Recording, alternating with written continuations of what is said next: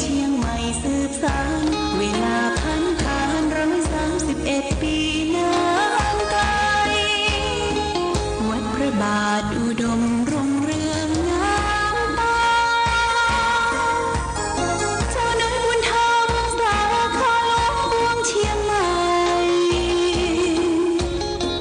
ปกครองเมืองฟ้าทุ่มเทแรงกายแรงใจ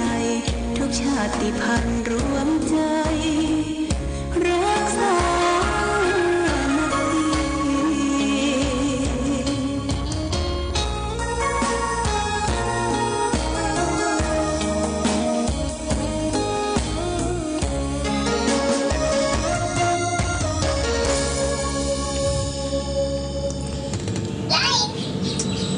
เจริญสุขศรัทธาสาธุชนญาติโยมท่านพุทธบริษัททั้งหลายวันนี้รายการธรรมประทีปส่องต่างก็ได้มาพบปะกับพ่อแม่พี่น้องศรัทธาสาธุชนญาติโยมแห่งครั้งหนึ่งวันนี้เป็นวันอาทิตย์ที่13เดือนมีนาคมพุทธศักราช2565ซึ่งตรงกับเดือน6เหนือเดือน4ใต้ขึ้น11ค่ำวันนี้เป็นวันอาทิตย์ขึ้น11ค่ำเป็นวันดีญาติโยมนะเป็นวันสิทธิโชคเหมาะแก่การทำงานมงคลกินแขกแต่งงานขึ้นบ้านใหม่ปกหอยอเฮือนหรือเฉลิมฉลองอย่างต่างๆวันนี้เป็นวันดีและก็วันนี้เช่นเดียวกันทางวัดสระนิคมหนองตุ้มวัดเจ้าคณะตำบลเวียงเขตหนึ่งท่านพระครูท่านก็จะได้ร่วมกับศรัทธาพระครูสามารถร่วมกับศรัทธาญาติโยมเพื่อจะได้ทานครัวกินครัวทานสิ่งปลูกสร้างต่างๆที่ได้สร้างไว้ที่เป็นต้นว่าหอฉันกำแพงสิ่งปลูกสร้างหลายอย่างเพื่อจะได้ทานที่จริงเพื่อจะจัดปอยหลวงแต่ว่ามันเป็นปอยหลวงออดไม่ได้แห่แห่แต่ประการใดก็ศรัทธาญาติโยมไปร่วมกินร่วมทานหยาดน้ำพระเจ้าประสงค์เจริญพุทธมนต์เรียบร้อยแล้วก็ศรัทธาญาติโยมก็เอาต้นมาตานเอาต้นไปตานแบบตามสลากหากไม้บ่ให้มันขาดสายนี่ที่วัดสระนิคมหนองตุ้มตอนบ่ายก็จะได้ไปร่วมในพิธีกรรมสูดถอนที่พระธาตุเก่าวัดหนองเทือนคำที่ชัยประการซึ่งวันนี้ท่านพระครูวิเชียรปัญญาหรือครูบาทันใจเพิ่นได้มานั่งนักจะได้มาบูรณะปฏิสังขรณ์ก่อสร้างองค์พระธาตุเจดีย์วัดหนองเทือนคำอำเภอชัยประการได้ญาติโยมได้ไปอยู่ใกล้อยู่หินก็ไปร่วมบุญร่วมกุศลเป็นเจ้าภาพบูรณะสร้างพระธาตุขึ้นไว้วัดหนองเทียนคำซึ่งเป็นวัดเก่าแก่โบราณครูบาท่านใจเป็นมานั่งนักที่ฮันเนอร์ประกาศให้ญาติโยมท่านสาธุชนไปจะไปขอโจกขอใจไปลดน้ำมนต์ครูบานี่ปิดผ่องเพราะว่าเป็นน้ำมนต์ธรณีสารหลวงญาติโยมไปได้เนอะที่วัดหนองเทียนคำอำเภอชัยประการไปทางทิศตะวันออกไปทางตำบลแม่ทะลบเป็นตำบลนะเดี๋ยวตอนบ่ายหลวงพ่อจะไปเยี่ยมไปร่วมทำบุญด้วยวันนี้ญาติโยมท่านสาธุชนอากาศบ้านเฮาก็เข้าหน้าร้อนอย่างเต็มที่แล้วหน้าร้อนนี่ก็ต้องระวังเรื่องฟืนเรื่องไฟไหม้ไฟลามเกิดขึ้นเจียบ่อยๆญาติโยมเกิดขึ้นเจียบ่อยๆและโดยเฉพาะอย่างยิ่งทางรัฐบาลก็ประกาศว่า ที่ทิ้งขยะที่ทิ้งขยะจะเป็นที่ทิ้งของเทศบาลของตำบลที่ไหนระวังจะไปให้ไฟมันติดว่ะถ้าไฟมันติดแล้วมันจะละลามเป็นควันฟุ้งไปทั่วยากแก่การดับยากแก่การที่จะได้ไปเคลียร์พื้นที่และช่วงนี้ก็ต้องยุดเผาขี้เหี้ยขี้โกงเอากล่องเอารวมไว้เนื้อญาติโยมถ้ามีสตางค์เห็นว่าก็ไปซื้อถุงดำมาใส่มัดจุกไว้แอมไว้อย่างที่วัดพระบาทอุดมสำนักปฏิบัติธรรมนี่ก็พระเนรแม่ชีกวาดแล้วก็เอาไปใส่ถังได้แต่งถังใหญ่ไว้ให้มันยุบให้มันเป็นปุ๋ยของปลวกของยังอาหารของปลวกของยังยุบไปแล้วมันก็จะได้เป็นปุ๋ยแล้วก็ใส่ถุงดำไว้เอาไปเป็นปุ๋ยครอกปุ๋ยครอกปุ๋ยยังเพื่อมันเหี้ยหายญาติอย่าไปเผานะญาติโยมนะอย่าไปเผาด้วยมันเป็นหมอกควันเป็นพิษเป็นภัยเอาสูดลมหายใจเข้าไปก็ทำให้สบายในปอดในอกเขาหายใจฝืดกีดก้อมหายใจฝืดกีดก้อมเมื่อคืนที่แล้วนี่ก็ได้ออกรายการเรียกว่าธรรมะสี่ประเทศนะญาติโยมออกรายการธรรมะสี่ประเทศประมาณ30 นาทีร่วมกับท่านพระครูโสพลปริยัติเลขารองเจ้าคณะจังหวัดเชียงใหม่วัดพระสิงห์แล้วก็หลายรูปหลายตนหลายองค์ก็ได้อู้ถึงเรื่องว่าคนเฮาชีวิตดึงวันเนี่ยมันต้องอยู่กับธรรมะอยู่กับธรรมะเรียกว่าธรรมะพื้นฐานอาหารพื้นบ้านเมื่อคืนนี้นะอู้กันว่าธรรมะพื้นฐานอาหารพื้นบ้านธรรมะพื้นฐานที่ธรรมะนี่คืออย่างญาติโยมธรรมะนี่ไม่ใช่ว่าจะเป็นผู้จะเป็นผู้เป็นหนังสือเป็นหนังหาอย่างอันนั้นเป็นคัมภีร์นะคัมภีร์เป็นผู้เปิ้นเขียนเปิ้นจานไว้อย่างเขามีธรรมพื้นเมืองหลายๆพูดมาไล่โพดมหาวิบากมหาบุราณีปานที่หลวงพ่อจังนำมาเทศทุกวันศุกร์เนี่ยทำสอนก็มีทำคาถาก็มีอันนั้นเป็นธรรมะอยู่ในใบลานธรรมะอยู่ในคัมภีร์เป็นคัมภีร์ที่โมกขอาจารย์ได้นำมาจากพระไตรปิฎกแล้วก็มาเขียนมาจานไว้นี่เป็นธรรมะเป็นเกศส่วนหนึ่งและก็ธรรมะที่เฮาสาธยายมนต์ไหว้พระสวดมนต์กรรมพระสูตรทั้งหลายทั้งปวงนี่เป็นธรรมะมดนะญาติโยมธรรมะมดนะศีลห้านี่ก็เป็นธรรมะอย่างที่เขาเป็นคาถาอาคมนี่เป็นธรรมะมดแต่ถ้ามาแปลนะถ้ามาแปลก็มีความแปลซับไปหลายๆอย่าง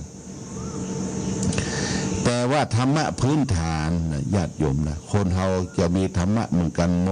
ดอย่าได้ไปประมาทตนเองตนตัวว่าบ่ได้มีธรรมะอย่างธรรมะคืออย่างญาติโยมธรรมะคือหน้าที่ที่เราจะต้องประพฤติปฏิบัติทุกขั้นทุกตอนของชีวิตคนเราต้องมีธรรมะนะมีธรรมะทุกขั้นทุกตอนของชีวิตสัตว์เดรัจฉานเป็นหมูเป็นหมาเป็นเป็ดเป็นไก่เป็นสุนัขเป็นนกกาเหว่านกกาเหว่ากำลังห้องอยู่วิวถึงวันเนี่ยนะถึงเวลามันก็มีธรรมะไก่ญาติโยมไก่นี่เอาหลวงพ่อเอาไก่มาเลี้ยงเอาใส่กรงใหญ่มาเลี้ยงมีไก่แจ้ไม่ใช่ไก่โจรเนาะไก่แจ้มันขันบอกเวลามันมีธรรมะสัจธรรมของมันว่าเที่ยงคืนนี่มันจะขันบอกเวลาเที่ยงคืนแอกเจเล่ถ้าตีสี่นี่มันขันละมันขันบอกเวลาตีสี่ละแต่ตีห้านี่ไก่ขันเลยมันจะแจ้งนี่คือไก่ก็มีสัจธรรมมีธรรมะของมันหมาสุนัขก็เช่นเดียวกันมันก็มีสัจธรรมมีความสัตย์ซื่อนี้เป็นข้อหนึ่งสัจจัง สัตย์ซื่อเป็นธรรมะอย่างมาไอ้โจ้นี่มันคู่กับไอ้หมอกเนี่ย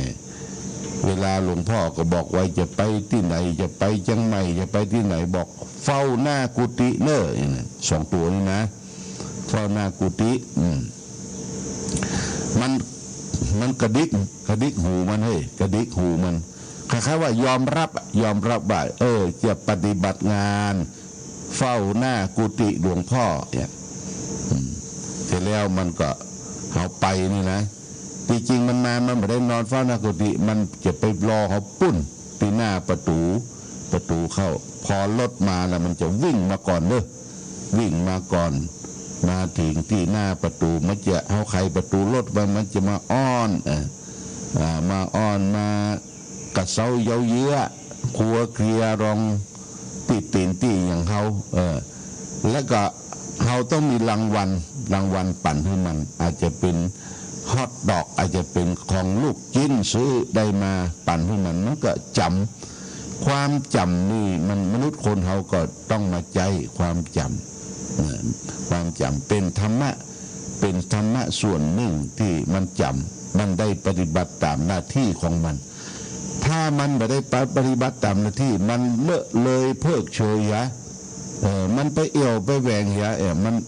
ไม่มีธรรมะละหมานี่นะสุนัขมันมีธรรมะเขาก็สงสารละนะสงสารมันถึงเวลาไปที่ไหนมาบ่ได้ซื้ออย่างมาต้อนมาให้มันนี่มันก็ดูสงสารมันแก่งหางกระดิกเข้ามาครัวเกลียเมื่อคืนมันก็ยังบ่หลับบ่นอนมันก็ไปเฝ้าปุ้นตีหน้าหงรถหลวงพ่อปุ้นเฝ้าประตูปุ้นนะอันนี้เป็นส่วนที่มารับใช้หลวงพ่อสองตัวคือไอ้โจ้กับไอ้หมอกโจ้กับหมอกมันลาดตระเวนอยู่ตลอดเวลาเนี่ยแม้แต่สัตว์เดรัจฉานก็มีธรรมะคนเฮาก็ต้องมีธรรมะที่เขาเอาใจตึงวันมีญาติโยมเขาบอกรู้สึกตัวว่าเขาใจธรรมะเช่นยกตัวอย่างสัจจะญาติโยมสัจจะคือสัตย์ซื่อต่อตัวเองและคนอื่นบ่อู้ปดบดเทศบ่หลอกบ่ลวงบ่ไพ่บ่รับการบังใบอู้ถึงว่าเป็นคนที่บ่วอกเนาะถ้าภาษาพื้นเมืองบ่วอกมีอย่างอู้สัตย์ซื่อไปเลย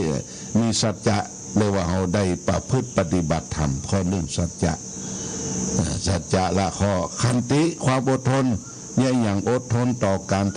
ทำงานทนต่อความลำบากทนต่อความเจ็บใจนี่ก็เราชื่อว่าได้ปฏิบัติธรรมะพื้นฐานเนี่ยเอาใจตึงวันเนี่ยญาติโยมเนี่ยการมือตานการได้พบปะอู้จาด้วยคำดีด้วยการเคารพบูชาแสดงอาการต่างๆกิริยามารยาทเรียบร้อยนี่ล้วนแต่เป็นธรรมะคือหน้าที่ที่เราจะต้องประพฤติปฏิบัติอยู่ร่วมกันกับสังคมอยู่ร่วมกันกับมนุษย์สามีภรรยาอยู่ร่วมกันมีญาติโยมหน้าที่ของสามีธรรมะหน้าที่ของสามีมีอย่างไรธรรมะคือหน้าที่ของภรรยามีอย่างไรวันต่อไปหลวงพ่อจะได้นำมาเล่ามาสาธยายถ้าขาดธรรมะเมื่อใดแล้วผิดกันเนอะผิดกันสัญญาณผมกันบุกกันว่าโอ้โดยเฉพาะอย่างยิ่งปอใจที่ปีร่างกายกำยำนะไปบุกหูตีตาไม่ย่าไม่ยิงนี่เพศต่ำเพศแม่นี่โอ้น่าสมเพศเวทนาใจป๊อดใจแคบใจน้อยนะญาติโยมนี่เอาขาดธรรมะเพราะฉะนั้นธรรมะพื้นฐานอาหารพื้นบ้านญาติโยมในช่วงนี้อาหารพื้นบ้านตามฤดูกาลเขาก็รับประทานอาหารพื้นบ้านเป็นหลักนะญาติโยมนะจะไปกินจิ้นกินปลากินอย่างนักวันไปมันไม่ใช่ของพื้นบ้านเขาเนาะบางทีส่งเป็นอาหารทะเลมาสู่บ้านเฮาหลายมื้อหลายวันอาหารทะเลเนี่ยแจ่อย่างมะบุหะโยกันบูดกันยังบางทีกินเข้าไปก็มีสารเคมีติดมีอย่างติดเข้าไปมักหมมอยู่ร่างกายไปติดที่กระเพาะวากกระเพาะเป็นแผล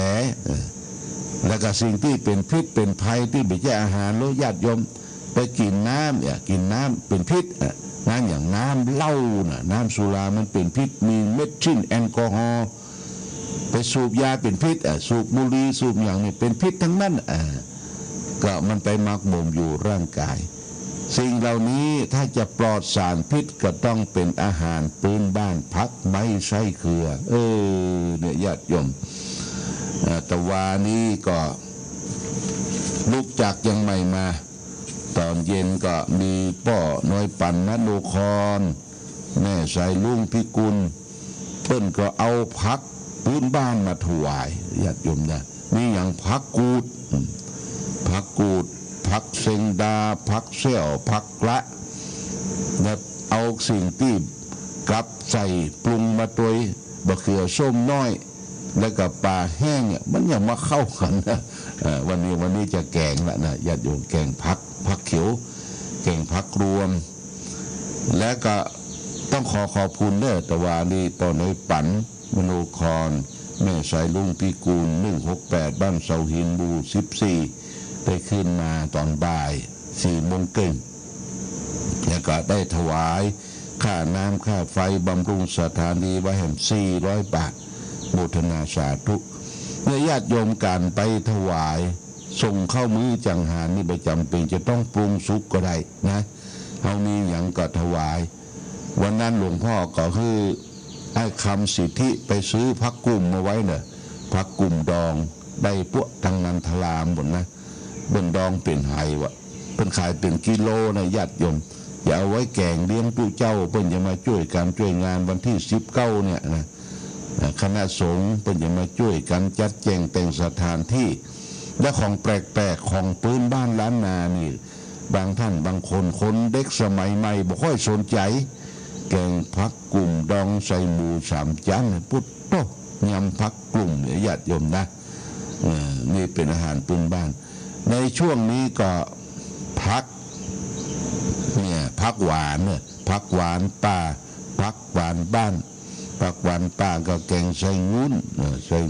แล้วก็ใส่เส้นร้อนใส่งุ้นแล้วก็ใส่ปลาแห้งแต่ว่าลูกจักยังใหม่มาก็แวะไปร้านอาหารครัวคนเมืองก็ไปสั่งอาหารเนี่ยแกงผักหวานป่าใส่ปลาแห้ง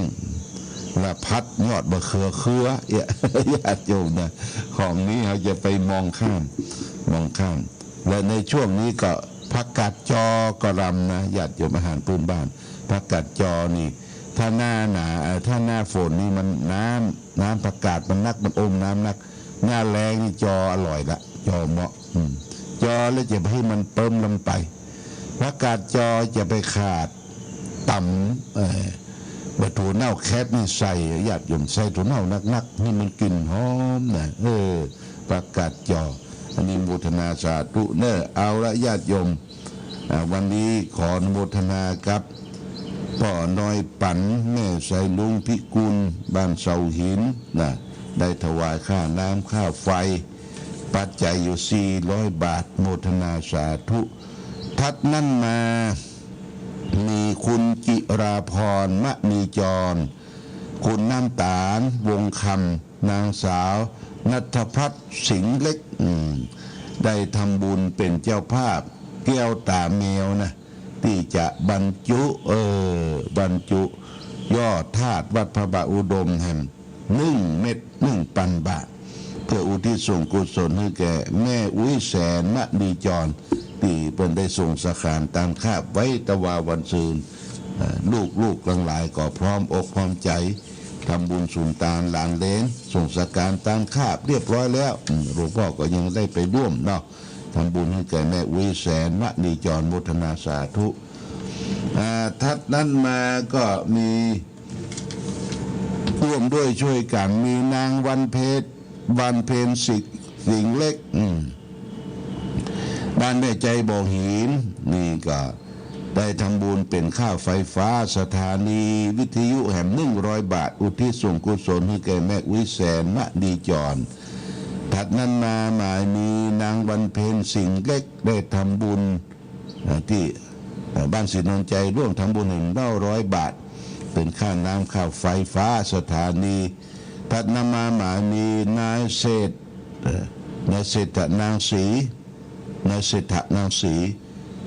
กันทสาพร้อมโดยลูกหลาน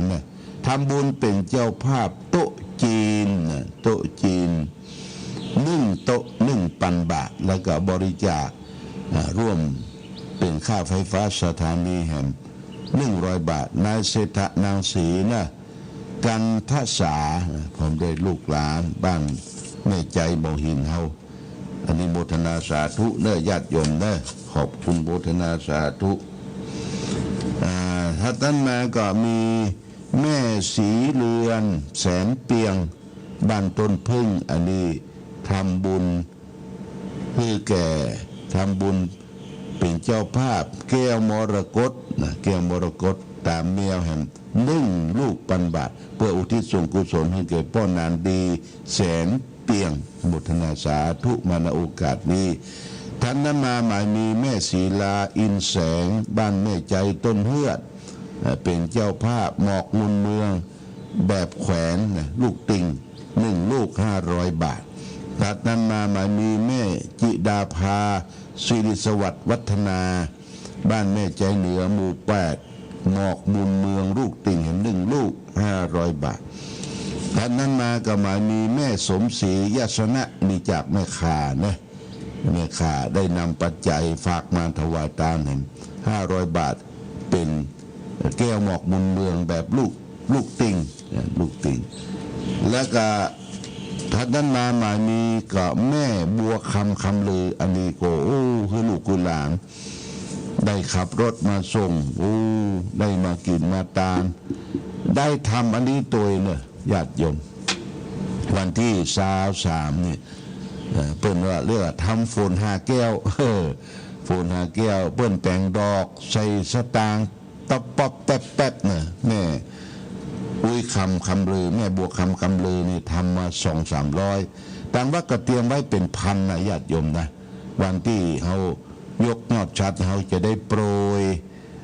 ยฝน5 แก้วลงมาจากยอดเจดีย์ที่ศรัทธาญาติโยมรับเป็นของขวัญแล้วก็ฝ่าย74ฝ่าย74วันนั้นมานพสุทธศินาให้เตรียมไว้ฝ่าย74นี่ก็จะได้เอาไปมัดยังองค์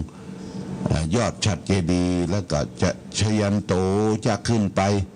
พี่น้องไตพี่น้องเมืองมาพร้อมกันแล้วก็จะได้แจกจ่ายกันขอบคุณกับแม่บัวคำลืออันนี้ทำบุญยกยอดฉัตรเจดีย์500 บาทแม่บัวคำลือบ้านล้องอ้อถวายมุทิตาวันเกิดของหลวงพ่อแห่ง500 บาทวันที่22และแม่อุ้ยคำลือก็ถวายเป็นยอดกันเทศวันศุกร์ยอดกันเทศวันศุกร์กัน500 บาทโมทนาสาธุและก็ขอบคุณอนุโมทนากับเจ้าภาพเจ้าศรัทธาคุณศรีประภัตคนศรีประภัตเป็นพัฒนพงศ์อันนี้เจ้าของร้านกาแฟในวัดพระธาตุหริพุนชัยละปูนได้ทำบุญอายุวัฒนมงคล70 ปีแล้วก็ทำบุญยกชัดร่วมกันจากละปูน1,000 บาทโมทนาสาธุกับญาติโยมทั้งสาธุชนที่ได้ร่วมบุญร่วมกุศลก็ยังมีเวลาที่ญาติโยมจะได้ร่วมกันทางบ้านพ่อหลวงทวีศักดิ์สุทธเสนาหรือว่าเสียงตามสายหมู่บ้านเพิ่งก็จะออกประชาสัมพันธ์ตั้งแต่2-3 วันที่ผ่านมาและญาติโยมทั้งเจ้าทั้งเย็นกว่าที่เขาจะได้ร่วมยกยอดชัดเจดีย์ของวัดพระบาทอุดมน้ำบ่อสวานี้ผ่านพ้นไปด้วยความเรียบร้อยในช่วงก่อนงานนี่หลวงพ่อก็ตะลอนไปเอาสังฆทานพ่องไปเอาวัตถุมงคลพ่องแล้วก็พระบรมธาตุที่เปิ้นตานมาจากปุ้นละปูเนี่ยมัดเต็มกุฏิและญาติโยมแล้วก็ของที่ระลึกที่จะได้แจกจ่ายให้แก่ศรัทธาญาติโยมเป็นของมงคลต่างๆไปที่วัดพระบาทอุดมก็จะได้รับปีนี้เปิ้น ปิ้นจะตานเท้าจตุรงคบาลที่ปกครองบ้านปกครองเมืองนะญาติโยมอันนี้จะได้มอบเพื่อแก่ศรัทธาญาติโยมในวันเฮาทำบุญวันที่22-23จึงขออนุโมทนากับทุกท่านมาณโอกาสนี้โดยวันนี้รายการธรรมประทีปส่องต่างได้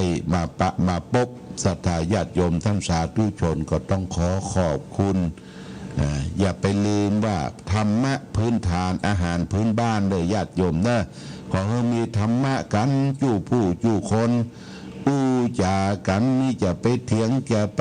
ติชินนินทาเล่าน่าจะขวัญจะไปถุยน้ำลายใส่กันเนี่ยอย่างที่ตั้งมั่นด้วยความรักด้วยความผูกพันอาหารก็คือกินธงชาติและเพลงชาติไทยเป็นสัญลักษณ์ของความเป็นไทย